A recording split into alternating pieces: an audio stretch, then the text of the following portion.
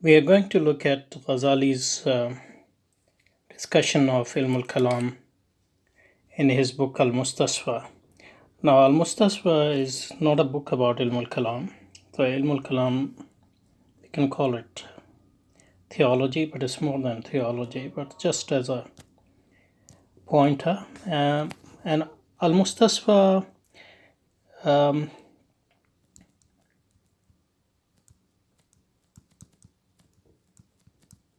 is a book about usul al-fiqh.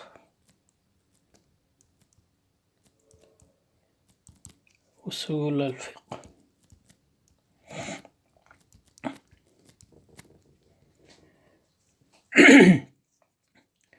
And in English, the nearest we can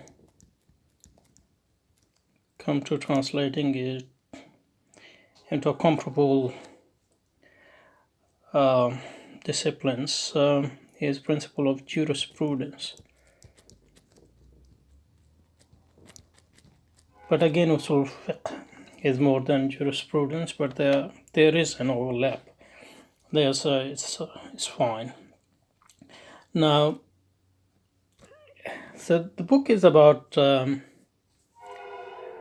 fiqh. It's nothing to do with al-Kalam, but in this section where he basically is describing the importance of usul fiqh and its relationship with other disciplines, he goes on to what seems like a digression on what al-Kalam is, ilm al-Kalam is, what is the science of or disciplines of Kalam is, and what is its topic. So, and it's really fascinating.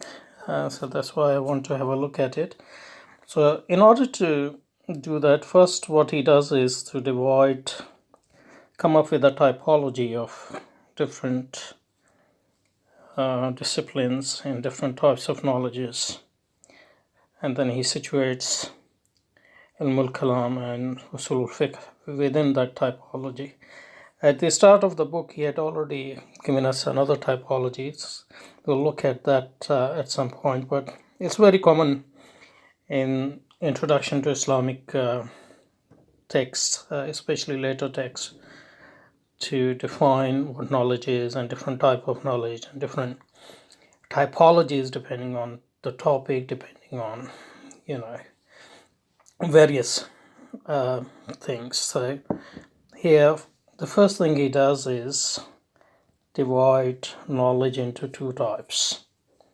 So basically, if you want to read it first, he says, علم أن العلوم تنقسم إلى عقلية كالطب والحساب والهندسة وليس ذلك من غرضنا، وإلى دينية كالكلام والفقه وأصوله وعلم الحديث وعلم التفسير وعلم الباطن، أعني علم القلب وتطهيره عن الأخلاق الذميمة. وكل واحد من العقلية والدينية ينقسم إلى كلية وجزئية.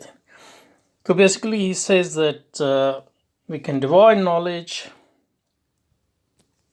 and knowledge by knowledge, we can ilm into two types. Al-ilm, al in Arabic just specify. So you have al-ilm ad-dini.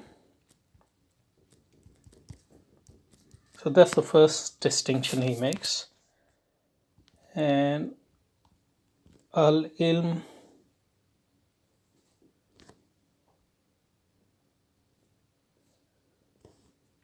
al-aqli.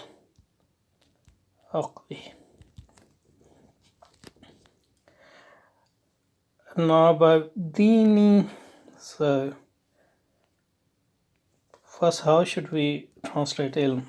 A lot of people translate it as science. And yes, in Latin etymological sense, it does mean knowledge, but today we know science to be something very specific, so it's not a very good idea to. So the best we can do is to come up with discipline or just knowledge. So knowledge is first divided into two types. There are two types of knowledges or disciplines which are studied. Now, one is Islamic disciplines.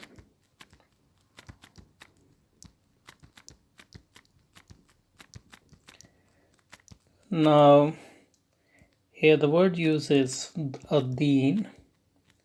Ad-din in Arabic mean the way of life, and by that we mean Islam. Some people translate it into religious. That's not a very good translation, because religion is a very recent concept, basically invented by Protestants in the 16th century to destroy Catholicism and its conception of universality. So that's not a very good word. So knowledge is divided into two types: Islamic discipline, and then there are rational discipline. But there are a lot of caveats there, because you divide knowledge into Islamic and rational.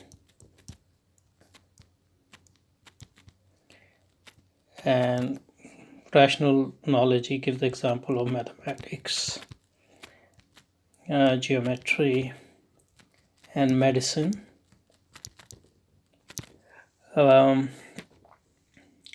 Actually, just say arithmetics, not mathematics as such. Islamic, he gives the example of Kalam, and then fiqh, then usul al-fiqh, then the discipline of hadith, and the discipline of the commentary of Quran, and then he talks about tasawwuf.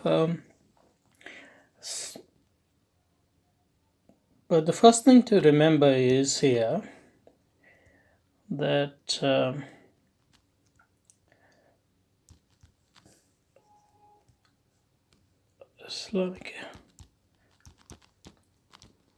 all Islamic discipline use reason, obviously.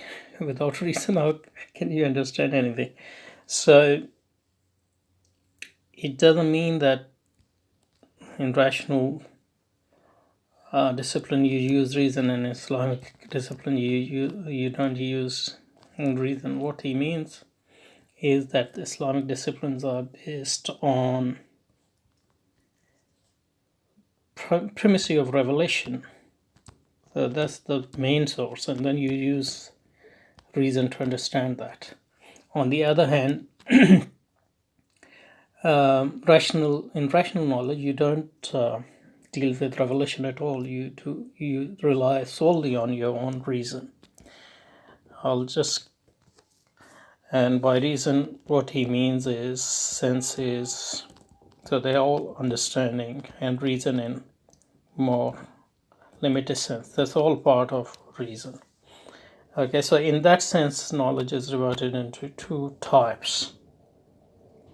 So knowledge is Islamic and rational.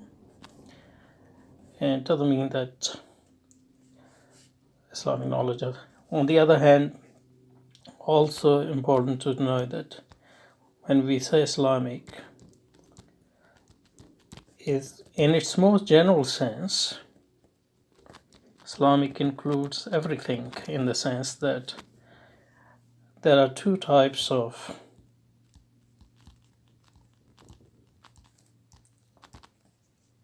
ayat, or signs of God. Well, first type we call al-ayat al-mastura, his written signs, and those are his books, which are preserved in the form of Quran today.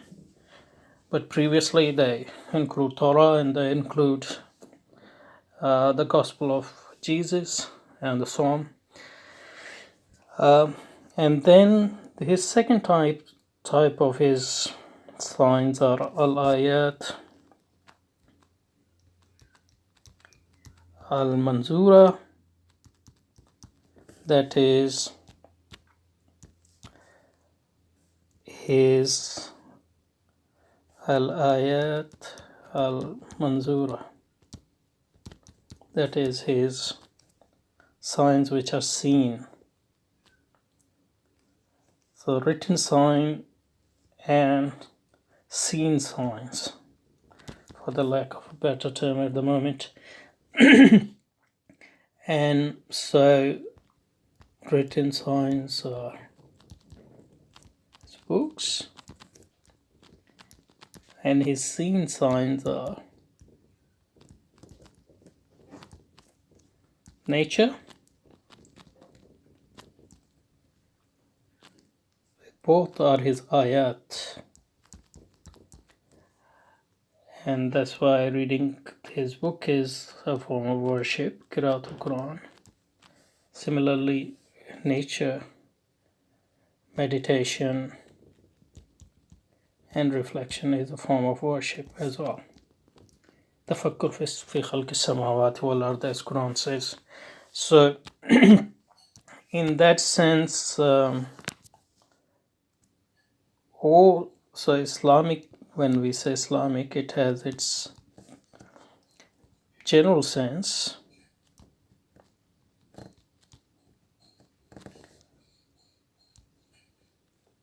and its more limited sense. So when we take the general sense, then both the what you call Islamic sciences and rational sciences come under the term Islamic, because these are the ones which deal with his written sign, and these are the ones which deal with the seen sign.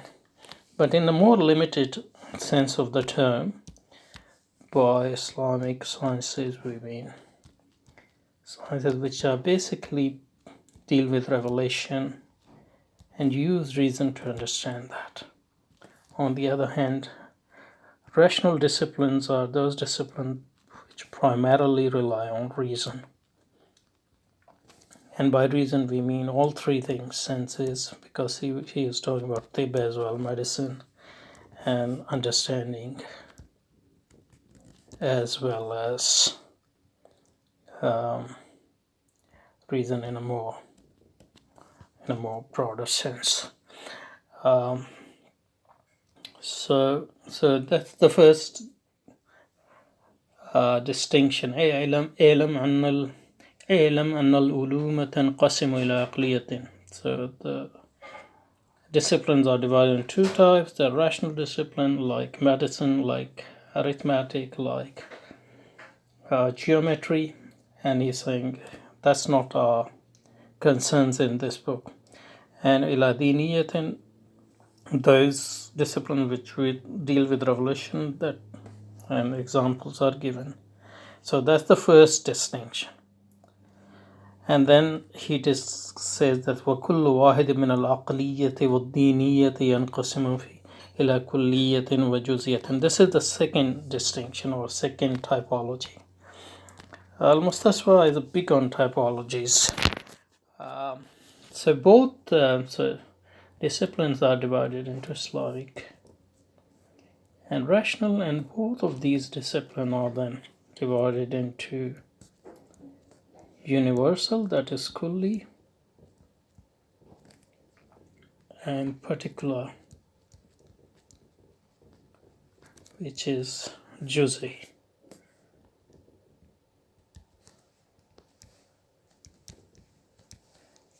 And universal topics are by universal we mean universal is obviously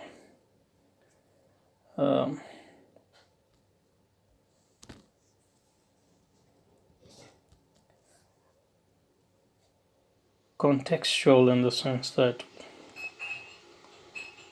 one set of universal can be particular with reference to other set of another set. So for example, if I say all cats, or the set of all cats, in Ireland, for example. So that's a universal statement. But with reference to this statement, the set of all cats in the British Isle, for example. So that's more universal as compared to this one, and this become particular with reference to this one. So what I'm saying is that it is, and the only absolute universal is the set of things, like the set of all existing things. And as you see, it will become relevant for our. So the second distinction is between knowledge which are particular and knowledge which are universal. And among the Islamic sciences, among the Islamic sciences, only one science is universal. In what sense? And that is al-Kalam. وسائر العلوم من الفقه وأصوله والحديث والتفسير علوم جزئية لأن المفسر لا مفسر, he means لا ينظر إلا في معنى الكتاب خاصة, والمحدث لا ينظر إلا في طريق ثبوت الحديث خاصة, والفقيه لا ينظر إلا في أحكام أفعال المكلفين خاصة, والأصولي لا ينظر إلا في أدلة الأحكام الشرعية خاصة, والمتكلم هو الذي ينظر في عام الأشياء وهو الموجود. So he says that among the Islamic sciences disciplines, only al-Kalam is a universal science. All other sciences are particular sciences, meaning why other sciences are particular? Because they all deal, al-Kalam deal with its object is universal, in the sense that it is the most general thing with which al-Kalam deals, and that is al-Mawjud, that is existence. Existence is the most general thing, because as we'll say, everything conceivable partake in this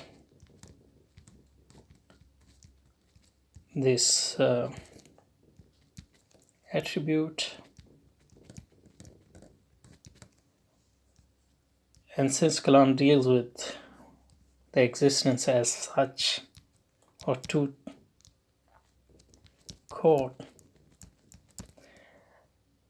as such, then that's why it's the universal science. So it is universal in the sense that its object is actually the most general concept or thing possible. On the other hand, all other Islamic sciences deal with something particular. So he gives different examples. So for example, the examples he gave is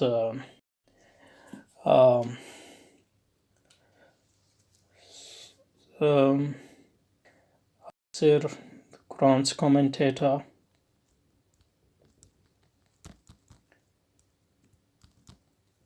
his object is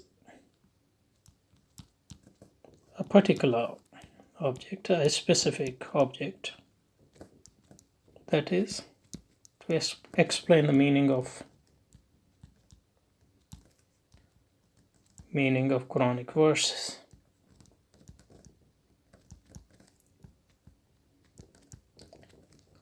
Verses. So that's something specific.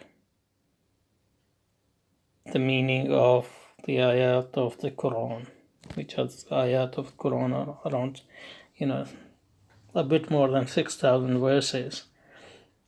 Now, you can say that the topic of those verses can be anything.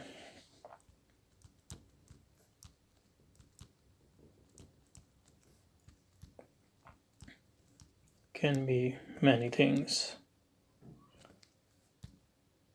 But what he means is the purpose of a commentator is to explain the meaning of Quran. So that's as an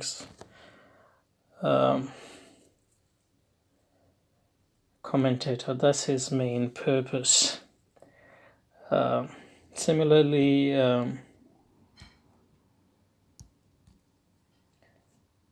all other sciences.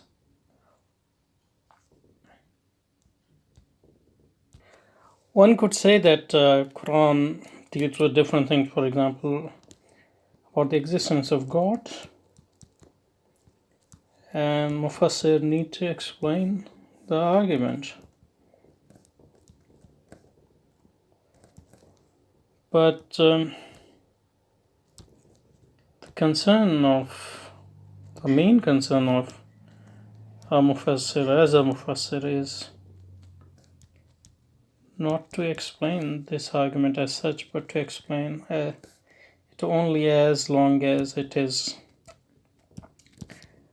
essential for explaining the meaning of the Quran. And as far as he or she is explaining the existence of God in general terms, and she will, put her hat as a mutakallim rather than as a mufassir. So in that sense, the main distinction between al-Kalam and all other sciences is that all other sciences deal with something particular, something specific. So we talked about Quran. If we talk about fiqh deal with the action of mature, rational people, people who are of the age of obligation.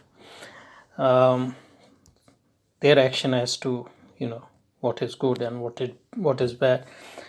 Usul al-fiqh, for example, it deals with adilla, or reasons or arguments. Not arguments in general, but argument as to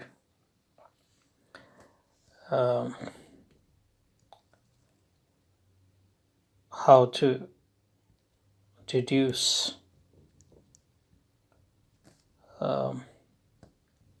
judgments from the sources of Islamic fiqh. So that is a specific. Of Usuli deals with the argumentation of different types. So this is again something particular, something specific. On the other hand, al-Mutakallim deals with the most general thing you can think of.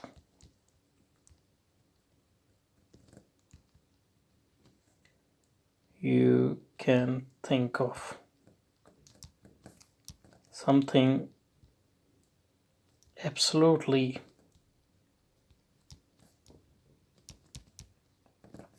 general, such that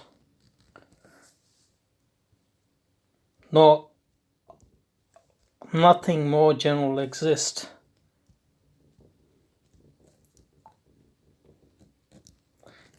beyond that. And that most general thing is al-Mawjud,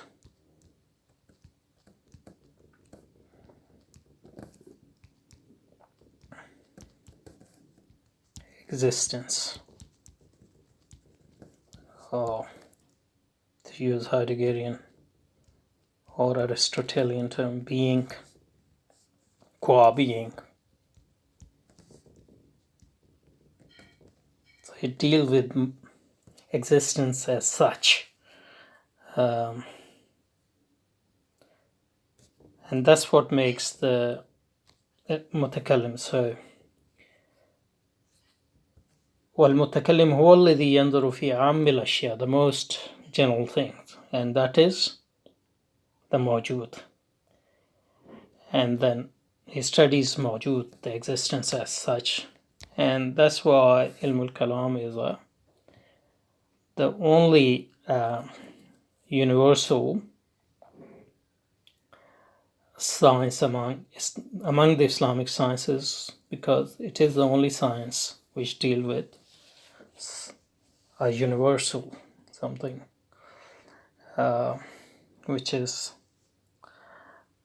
the most general something in which everything partakes, as he will explain, which is being qua.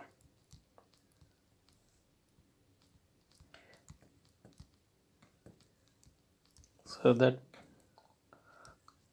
God partakes in it, humans,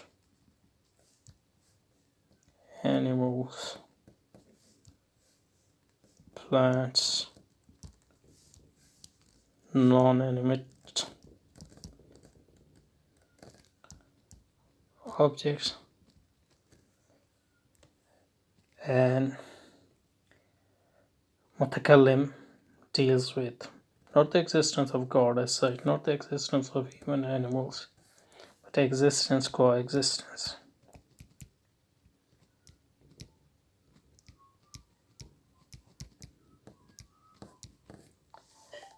Okay, I think we should stop here because it's already gone long, so I'll probably need 1 or 2 more videos to go through the whole thing, but let's read the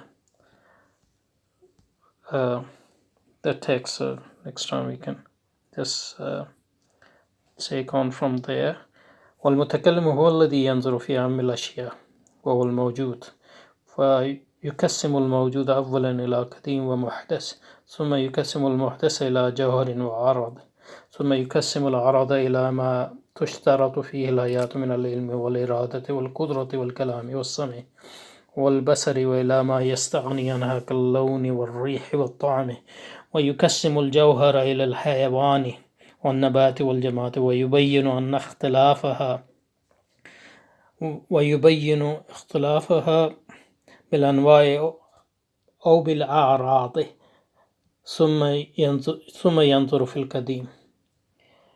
Actually it goes on and on, so that's just cover a bit more than what we did, so we'll start from here next time.